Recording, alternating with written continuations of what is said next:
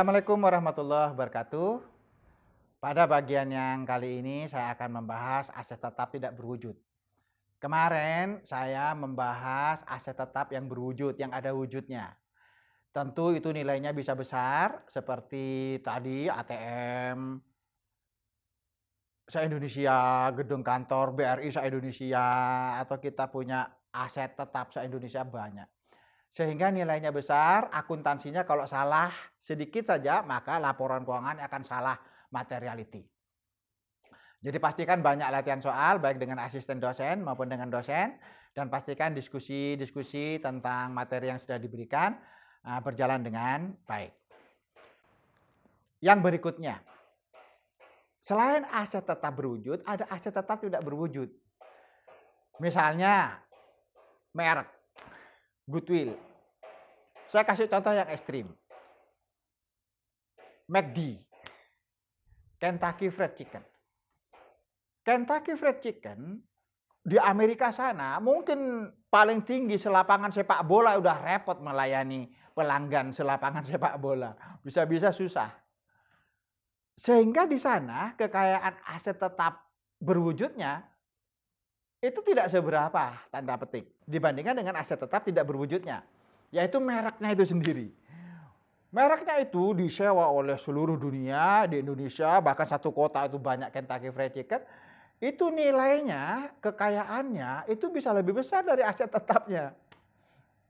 Karena akan memberikan pendapatan kepada pemilik merek itu. Nah, bagaimana akuntansi pencatatan terhadap aset tetap tidak berwujud ini? Ada dua akuntansinya. Yang pertama adalah sebagai kita yang menyewa aset tetap tidak berwujud. Misalnya kita itu bikin restoran Kentucky Fried Chicken. Maka kita menyewa merek. Ada pengeluaran untuk menyewa merek ini. Namanya franchise. Jadi franchise Fried Chicken, debit itu aset, kreditnya adalah kas misalnya. Misalnya 500 juta nyewanya 2 tahun misalnya. Asetnya debit itu franchise Fried Chicken. Atau aset tetap tidak berwujud, KFC. Kreditnya apa? Kreditnya adalah kas. Nah, kalau kita pakai selama 1 bulan, kita jualan sebulan, dapat duit, bayar gaji karyawan, maka aset goodwill tadi, aset KFC tadi, franchise itu harus dibiayakan selama 1 bulan. Biaya franchise, kreditnya franchise selama 1 bulan. Ya tinggal dibagi. Kalau 2 tahun berarti 24 bulan. Maka kalau 500 juta dibagi 24 sama dengan X. Nah, X itu adalah biaya franchise sebulan, kreditnya franchise. Bulan kedua sama, ada biaya franchise pada franchise. Terus kita bikin laporan keuangan bulan. 1 bulan dapat duit berapa, bayar biaya karyawan, bayar biaya bahan baku, beli ayam, beli ini, beli itu, dan segala macam, termasuk biaya franchise-nya kita bayar.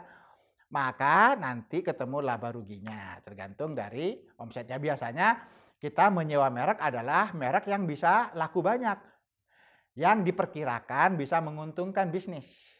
Bisa jadi rugi, bisa jadi untung. Apalagi masa pandemi, ya kan? Orang sudah tidak banyak lagi makan di restoran, dia kadung bayar biaya franchise, kadung nyewa di mall, ya. Tentu biayanya banyak, biaya tenaga kerja dan lain-lainnya banyak, maka bisa jadi rugi. Tapi asumsinya orang kalau menyewa atau membeli aset tetap tidak berwujud, biasanya franchise, KFC pada kas, biasanya biaya-biaya bulanannya itu biasanya akan ditutup dengan pendapatan bulanannya. Sehingga laba, ya. Tapi akuntansinya apa? Franchise pada kas. Kalau setiap periodenya biaya franchise pada franchise. Sampai bulan yang ke-24, biaya franchise pada franchise kan habis, franchise-nya 0. Kalau kita mau buka tahun yang ketiga, maka ada franchise lagi pada kas lagi. Disusut lagi tiap bulan lagi. Nah, ini akuntansinya itu aset pada kas, nanti biaya franchise pada franchise. Itu cara mencatat aset tetap tidak berwujud kalau karakteristik dari aset tetap tidak berwujud itu susut setiap tahun atau susut setiap periode atau nilainya turun setiap periode karena kita nyewa kan. 2 tahun, nah setiap bulan dia susut, dia akan terpakai terus. Nilainya tuh turun. Itu yang pertama.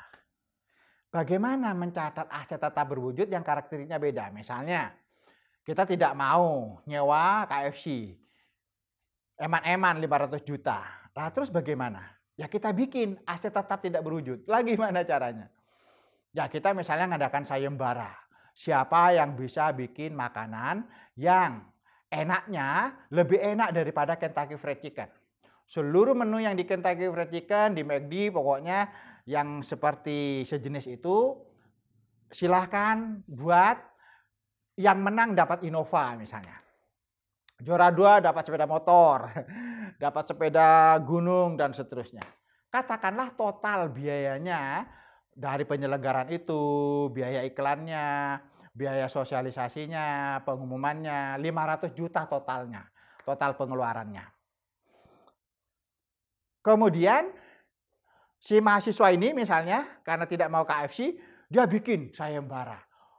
Syarat dan ketentuan berlaku, resep-resepnya adalah milik panitia dan seterusnya. Turunlah ahli-ahli masak dari mana saja. Chef-chef yang ahli turun gunung. Ikut lomba karena dia merasa bisa bikin ayam goreng yang lebih enak dari KFC. Turunlah orang-orang ahli masak. Wah, semuanya ikut lomba dan akhirnya si mahasiswa ini memiliki menu-menu masakan yang lebih enak dari KFC. Namanya apa? MFC, Mahasiswa Fried Chicken. Pengeluarannya sama 500 juta seperti kita nyewa KFC misalnya ya. Maka pencatatannya kalau aset tetap tidak berwujudnya itu diperoleh dari research and development, dari seperti tadi misalnya contohnya, maka dia pengeluarannya 500 juta sama kasnya 500 juta di sebelah kredit. Tapi debitnya bukan franchise tapi MFC, milik sendiri atau mahasiswa fried chicken. Bagaimana setiap bulannya? Tidak perlu disusut.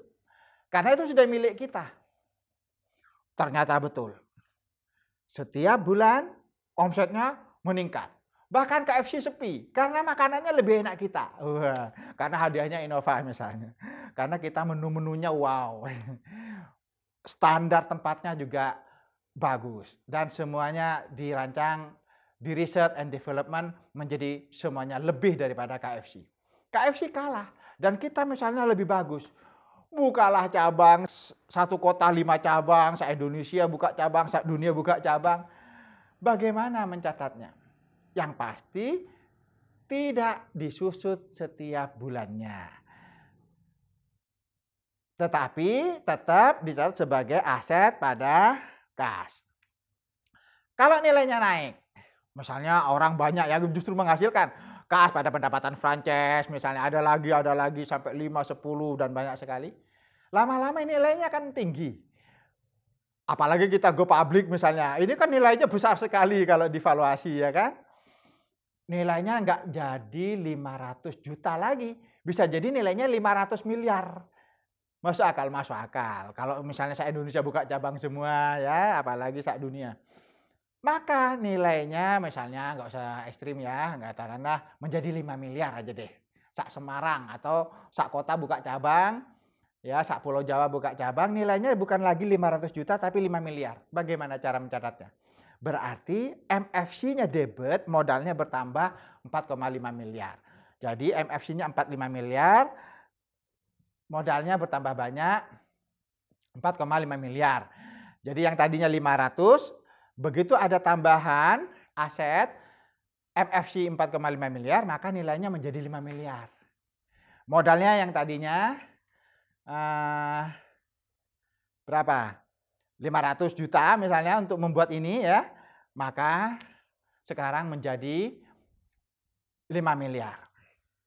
Begitu kita dapat duit, ya, bukan lagi MFC pada kas pada penyewaan franchise, kas pada penyewaan dan seterusnya kita dapat pendapatan dari merek itu tadi atau pendapatan dari aset tetap tidak berwujud lagi.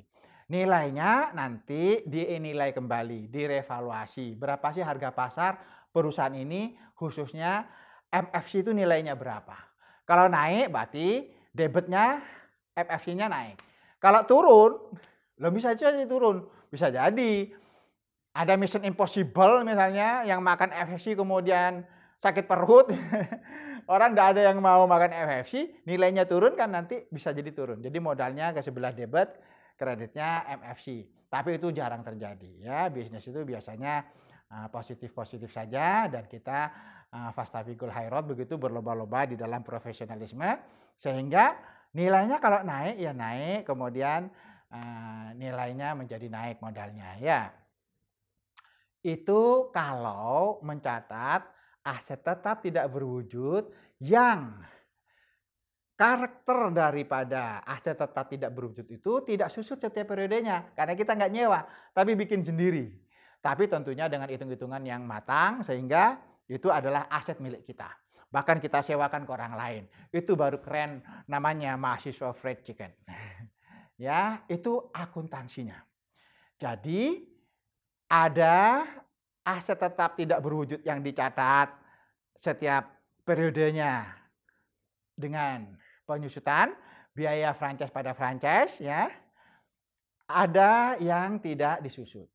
Kalau terjadi perubahan nilai, kita misalnya mau go public, maka itu harus dinilai. Berapa sih sudah nilai dari aset tetap tidak berwujud ini, ya. Begitu juga aset yang lain kita bisa nilai kembali ya. Berapa asetnya? Sehingga modalnya tambah banyak apa tambah menurun. Kalau menurun ya turun, kalau biasanya tambah banyak ya. Kalau sudah banyak cabangnya, maka nilainya akan naik. Itu cara mencatat aset tetap tidak berwujud. Jadi yang dalam laporan keuangan itu nanti ya dilaporkan sebesar pengeluarannya. Nah, naik atau turunnya tergantung dari perkembangan aset tetap tidak berwujud itu. Oleh karena itu, nanti kita coba di latihan soal di kelas, diskusi dengan dosen maupun asisten, perbanyak latihan soal dan kasus, agar pemahaman setiap akun di aset ini menjadi lebih baik. Semoga bermanfaat. Salam untuk mahasiswa.